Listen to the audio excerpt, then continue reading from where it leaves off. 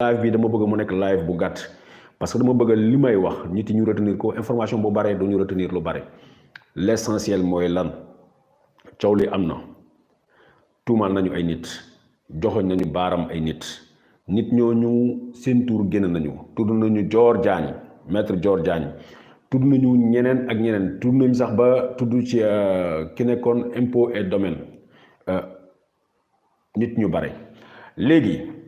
tuddal nañu Sidi Ahmed Mbaye mi nga xam ne c'est la clé de voûte de cette affaire mook Adji Raby Sarr Adji Raby nee naa leen victime la parce que lu mu wax tey suba mu wax leneen mais la clé de voûte de ça bu ñu bëggee xam lépp lan la Sidi Ahmed Mbaye mooy le cœur de l'affaire Sidi Ahmed dans sa déclaration nee na leen man Maodo Malick Mbaye mooy sama papa mooy def politique comme tout observateur yéen ñi ñëpp ñi seetaan di ñu tudd ñëpp ci yëf yi ku dul Maodo mu ngi fii Dakar taxaw na génne def communiqué ne je ne suis en rien mêlé à cette affaire et dama leen di défier ngeen génne preuve parce que Sidi Ahmed dëgg la sama doom la sama doomu mag la sama kër la nekk mais lii muy def bi mu koy def man yëguma ko fekkeewuma ko mu ne leen lii ñu may tudd fekkeewuma ko yëguma ko fekkeewuma ko te je défie quiconque à prouver le contraire kooku Maodo Malick Mbaye rek moo ko def ñeneen ñu ci tudd ñëpp kenn gisu leen kenn déggu leen waaf nañu donc loolu mooy c'est très important enquête bi mu dem jusqu'au bout et Maodo Malick Mbaye encore sénégalais bu fekkee ne la grande majorité ñu ngi koy doog a découvrir ci ci coow li ci scandale bi gannaaw bi mu bokk parce que nit mën nga jënd lépp sauf mbokk yàlla mënu ko imposer mën nga choisir sa xarit mën nga choisir koy àndal mën nga choisir fooy liggéey sax bu la neexee mais mbokk yàlla moo koy def Maodo Malick Mbaye communicant la Maodo Malick Mbaye moom moo nekk créé benn ONG bi nga xam ne ñu tuddee ko Macky Sall pour la recherche de la paix dans le monde et en Afrique surtout donc fekk naa ni bu fekkee ne nit koo xam ne da ngay dem di uti ji jàmm di jéem a fay ay saafara ci biti à moins que par extraordinaire je ne pense pas que nga mën a nekk nit koo xam ne yaay yee fitna ci sa biir réew première chose wax naa leen lu important ñi ci tudd ñëpp ne mit lañ def nëbbatu bu ñu jëlulee seen bagage daw génn réew mi Maodo Malick taxaw na mu ni leen je me mets à la disposition de tout le monde du ma daw du ma bouger lii je n'ai rien à voir avec ça ñun Kéwoulo lu ñu wax rek yéen ñu ko bàkkee lu ñu wax lu nekk lu wóor la balaa ñoo wax dara balaa ñoo génne dara dañ koy enquête ba ci biir suba fu mu mënti nekk kenn du wax ni li Kéwoulo waxoon du dëgg parce que loolu mooy sunu marque de fabrique groupe bu ndaw groupe bu amul pratiquement des moyens mais saafo ngeen ñu ngi ciy sant yàlla moo tax ñu gën a gën a góorgóorlu lu leen di jox lépp muy information bu juste période bi nga xam ne coow li mu ngi commencé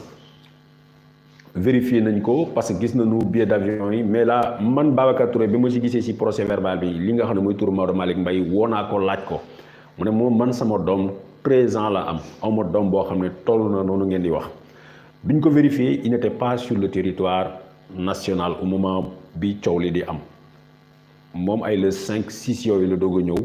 plus tard la doog a ñëw parce que période boobu da ko fekkoon mu nekk Lomé mais lu bokkul ak loolu les patriotes su ma nee les patriotes waxuma ñi nga xam ne ñooy waa Pastef parce que waa Pastef moomuñu le qualificatif de patriotisme ñëpp ay patriotes lañ képp ku bëgg a Sénégal patriote nga vérifier nañu seet nañu déglu nañu information yu bëri parce que dama leen ne la base de toute cette affaire là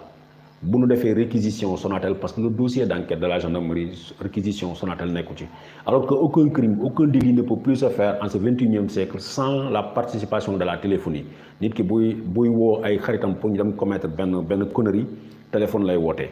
booy déplacé wu sa téléphone dafay woone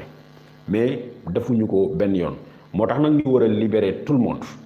ñu def enquête bu sérieuse jël téléphone yi surtout ñu utiliser ko mais surtout beneen information bi nga xam ne dafa important keroog maa ngi ko doon wax ci kaw boo fa bayot bi nu jàppee ki nga xam ne mooy Seyni Sané jàppale ñaari ay doomam dama leen ne nit dof booy dem di rey nit doo jël say doom nga ànd ak ñoom ngeen baal ma àq jigéen buy jaayu sax buggul doomam di jaay boppam ku sañ booy dugg dara doo ci duggalaale sa njaboot moo tax dans le cadre de l'affaire de Sidi Ahmed Mbaye Sidi Ahmed Mbaye est impliqué, Sidi Ahmed Mbaye est instigateur, Sidi Ahmed Mbaye est comploteur. Mais Sidi Ahmed Mbaye gëm naa ni Maodo Malick Mbaye tel que ni ma ko xamee et puis tel que les éléments d'enquête bi nu amee tel que voix bi nu mu demee Maodo Malick Mbaye n'a rien à voir avec cette affaire-là. Depuis le début expliqué naa leen ne leen je ne suis pas parfois d'accord ak waa Pastef ci yenn ñi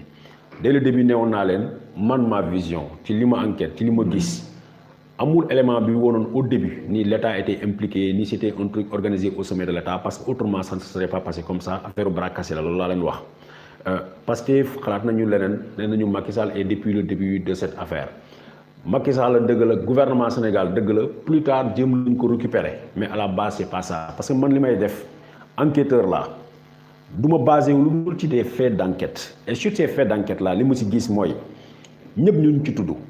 ñëpp à part Dior Diagne moom dafa menacé sénégalais ba pare mu si see wax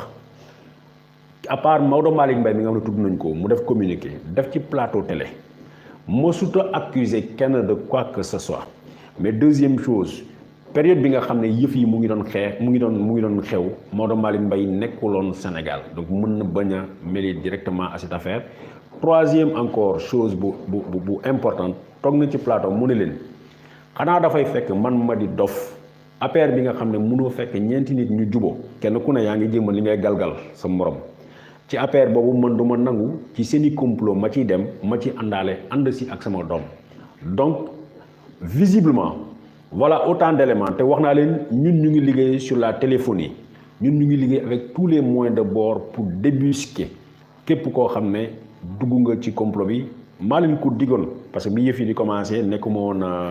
Dakar j'étais très loin du théâtre maa ngi yoon en vacances bu ngeen mën a delluwaat ci vidéo yooyu maa ngi yoon Casamance mais apparemment bàyyi nañu lépp ñu yàqal na suñu vacances ñëw fekke ko ba yàlla ñu gërëm yàlla lépp li nga xam ne liggéey nañu ko lu wax nañ ko yàlla barkel na suñu liggéey ba ñu toll fii tey donc ay éléments essentiels Birima l'insulteur public saagakat bu mag bi nga xam ne moom ku wax Macky Sall mu bëgg la dóor kurpeñ nekk TFM daw na génn na réew mi depuis barki démb ak njabootam Maître El Hadj Diouf këram bi ñu yàq bi gars yi yàq du kër El Hadj Diouf këru benn sénégalais bu nekk ci diaspora bi la di daan dooleem moo tax ci yàq bi nanu ci bàyyi xel ci yàq bi ñuy def nanu bàyyi di livrer nit ñi à la vindicte populaire parce que concernant le cas Maodo Malick Mbaye bu anamu Maodo Malick Mbaye mi nga xam ne mooy bàyyu xale bu góor bi mën naa gëm ni sax au contraire moom c'est une victime du complot parce que bu fekkee ni xale bu góor bi Sidi Ahmed Mbaye moom dugalante na ak ay nit bu nit ñi sorale woon bu xalaatoon ni Maodo Malick Mbaye moom proximité am ak xale boobu mënul nëbbu je ne pense pas et les éléments de l'enquête me confirment sur ça que moom du dem directement mu impliqué wu ci loolu donc sénégalais yi lii mooy li nga xam ne moom laa leen bëgg a jox tey